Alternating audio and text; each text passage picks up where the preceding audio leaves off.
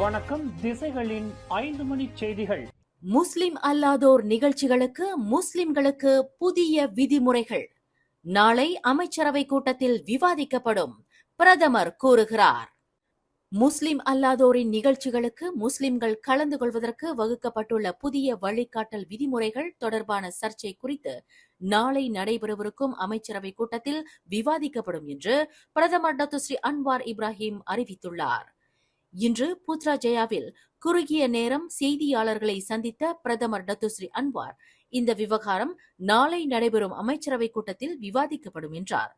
முஸ்லிம் அல்லாதவர்களின் வழிபாட்டு தலங்கள், சமய நிகழ்ச்சிகள் மற்றும் சவ அடக்க சடங்குகளில் முஸ்லிம் தலைவர்கள் அல்லது முஸ்லிம் பிரதிநிதிகள் கலந்து கொள்வதாக ஏற்பாடு செய்யப்படுமானால் அதுகுறித்து நிகழ்ச்சி ஏற்பாட்டாளர்கள் இஸ்லாமிய சமய மேம்பாட்டு இலாக்காவான ஜாக்கிம் போன்ற அதிகார தரப்பினரிடம் முன்கூட்டியே தெரியப்படுத்தி அனுமதியையும் ஒப்புதலையும் பெற வேண்டும். முஸ்லிம்களுக்கான இந்த புதிய வழிகாட்டல் விதிமுறைகள் தற்போது இறுதிக்கட்ட ஆய்வில் இருப்பதாக பிரதமர் துறையின் சமய விவகாரங்களுக்கான அமைச்சர் செனட்டர் டாக்டர் நயீம் மொக்தார் நேற்று வெளியிட்ட அறிக்கை முஸ்லிம் அல்லாதவர்கள் மத்தியில் தற்போது பெரும் சர்ச்சையாக மாறியுள்ளது. தான் Sri Dato doctor R Nataraja தலைமையிலான கோலாலம்பூர் ஸ்ரீ மகாமாரியம்மன் கோவில் தேவஸ்தானத்தின் அழைப்பை ஏற்று பிரதமர் டாக்டர் ஸ்ரீ அன்வார் இப்ராஹிம் நாளை 7ஆம் தேதி வெள்ளிக்கிழமை பிற்பகல் 3 மணியளவில் பத்துமலை திருத்தலத்திற்கு சிறப்பு வருகை மேற்கொள்ளவிருக்கிறார்.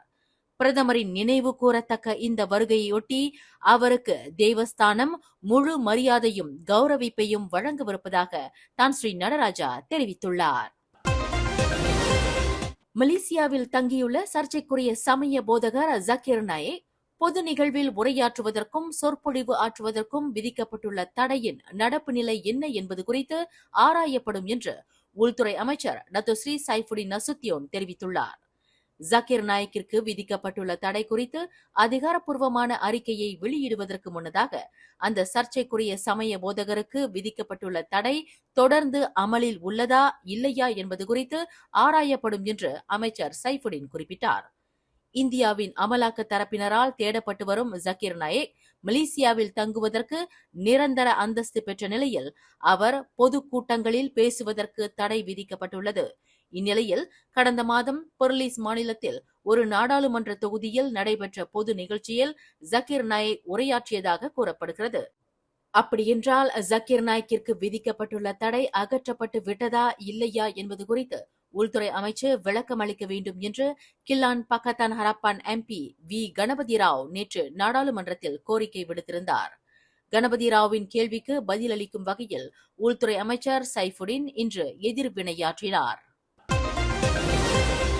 வரும் 2030ஆம் ஆண்டில் மலேசியாவில் உள்ள அனைத்து பள்ளிகளிலும் முழுமையாக ஒரே நேர பள்ளி முறையை அமல்படுத்துவதற்கு கல்வி அமைச்சு இலக்கு கொண்டுள்ளதாக அதன் அமைச்சர் ஃபட்லினா சீடேக் தெரிவித்துள்ளார்.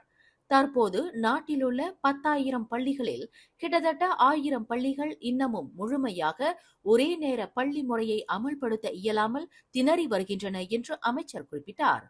சம்பந்தப்பட்ட பள்ளிகளில் வீற்றிருக்கும் பகுதிகளில் மக்களின் அடர்த்தி நிலை, மாணவர்கள் அதிகரிப்பு, இடப்பற்றாக்குறை உட்பட பல்வேறு காரணங்களினால் ஒரே நேர பள்ளி முறையை முழுமையாக அமல்படுத்த இயலவில்லை என்று ஃபட்லினா சீடேக் தெளிவுபடுத்தினார். தற்போது அதிகமான புதிய பள்ளிகள் கட்டப்பட்டு வருகின்றன. வருகின்ற 2030ஆம் ஆண்டில் நாட்டில் உள்ள அனைத்து பள்ளிகளும் ஏக காலத்தில் ஒரே நேர பள்ளி முறையில் முழுமையாக செயல்படும் என்று அமைச்சர் நம்பிக்கை தெரிவித்தார். இவ்வாண்டு ஜூலை மாதம் உயர்த்தப்படவிருக்கும் மின்சார கட்டணத்தில் மக்களின் நலன் முழுமையாக கருத்தில் கொள்ளப்படும் என்று துணை பிரதமரும் எரிசக்தி மற்றும் நீர் உருமாற்று அமைச்சருமான டாக்டர் ஸ்ரீ ஃபடிலா யூசுப் தெரிவித்தார். முறைப்படுத்தப்பட்ட 4வது IBR திட்ட ஊக்கத்தொகை அடிப்படையிலான வியூகத்தின் கீழ் புதிய கட்டண அட்டவணை உட்பட தீபகற்ப மலேசியாவில் மின்சார கட்டணங்களை நிர்ணயிப்பதில் மக்கள் நலன் முழுமையாக கருத்தில் கொள்ளப்படும் என்று அவர் குறிப்பிட்டார். மின்சார கட்டண உயர்வில் சாமானிய மக்களுக்கு சுமையை ஏற்படுத்தக்கூடாது என்று பிரதமர் டாக்டர் ஸ்ரீ அன்வார் இப்ராஹிம் கொண்டுள்ள நோக்கத்திற்கு ஏற்ப மக்களுக்கு சுமையை தரவல்லதாக இந்த கட்டண உயர்வு இருக்காது என்று நாடாளுமன்றத்தில் கேள்வி நேரத்தின் போது ஃபடிலா யூசுப் இந்த உத்தரவாதத்தை வழங்கினார். கடந்த ஆண்டு ஜூன் மாதம் ஈப்போவில் உள்ள ஒரு சாலையில் 20க்கும் மேற்பட்ட இந்திய ஆடவர்கள் வெட்டுக்கத்தி மற்றும் கைத்தடிகளை பயன்படுத்தி மூவரை கடுமையாக தாக்கி காயம் விளைவித்த சம்பவத்தில் தொடர்புடையவர்கள் என்று நம்பப்படும் நபர்கள் இன்று ஈப்போ செஷன்ஸ் நீதிமன்றத்தில் குற்றம் சாட்டப்பட்டனர். முதலாவதாக 25 வயது கே கரண் என்பவர் குற்றம் சாட்டப்பட்டார். கடந்த 2024ஆம் ஆண்டு ஜூன் 23ஆம் தேதி காலை 11 மணியளவில் ஈப்போ கிந்தா மாவட்டத்திற்கு உட்பட்ட Jalan Institut Latihan Kementerian Kesihatan Malaysia Sultan Azlan Shah சாலையில் 30 வயது ஜே நடீசன் என்பவரின் இடது கை துண்டிக்கப்படும் அளவிற்கு வெட்டுக்கத்தியால் தாக்குதல் நடத்தியதாக குற்றம் சாட்டப்பட்டார். குற்றவாளி என்று நிரூபிக்கப்பட்டால் கூடியபட்சம் 20 ஆண்டு சிறை, அபராதம் மற்றும் பிரம்படி தண்டனை விதிக்கும் சட்டத்தின் கீழ் கரண் குற்றம் சாட்டப்பட்டார். சம்பவத்தின் போது எரிக்கப்பட்ட டொயோட்டா வியாஸ் காரை அணைக்கும் முயற்சியில் ஈடுபட்ட தம்பூன் தீயணைப்பு வீரர்கள் சாலையோரத்தில் துண்டிக்கப்பட்ட நிலையில் கிடந்த நடீசனின் கை அவயத்தை மீட்டனர். இதனிடையே இந்த வெட்டுக்குத்து தாக்குதலில் ஈடுபட்டதாக இப்போ மஜிஸ்ட்ரேட் நீதிமன்றத்தில் கரனுடன் சேர்ந்து அவரின் மேலும் 5 நண்பர்களும் குற்றம் சாட்டப்பட்டனர். இன்னும் பிடிபடாமல் இருக்கும் மேலும் 8 பேருடன் சேர்ந்து இந்த 6வரும் இக்குற்றத்தை புரிந்ததாக நீதிமன்றத்தில் தெரிவிக்கப்பட்டது. 30 வயது என் குமரேசன், 34 வயது ஆர் நவீந்திரன், 28 வயது எஸ் காளிதாஸ், 28 வயது ஜி லோகேந்திரன் மற்றும் 29 வயது முகமது ஒமார் டின் சைட் முகமது கான் ஆகியோர் குற்றம் சாட்டப்பட்டனர்.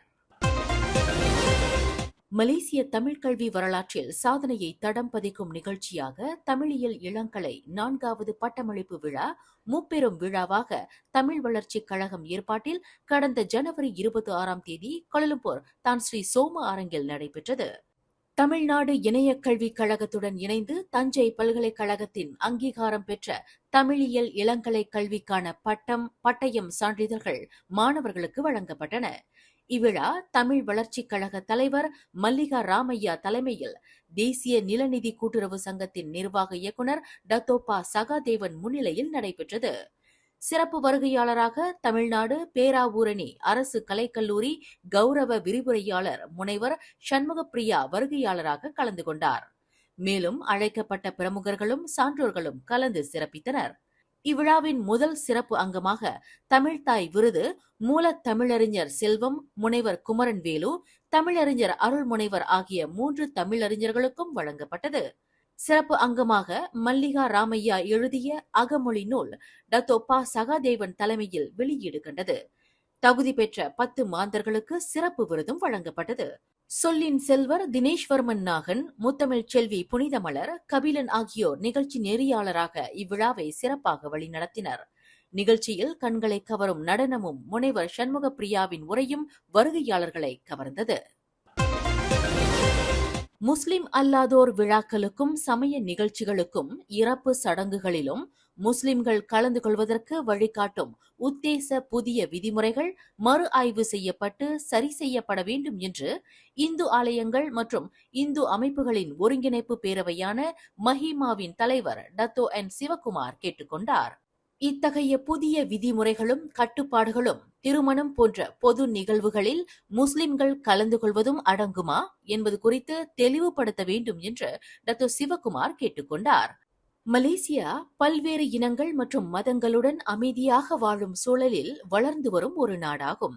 மக்கள் பல இன பல மத சமூகத்தில் வாழ்ந்தாலும் அனைவரும் ஒற்றுமை என்ற ஒரே கொடையின் கீழ் மகிழ்ச்சியுடன் வாழ்ந்து வருவது மலேசியாவின் தனிச்சிறப்பாகும்.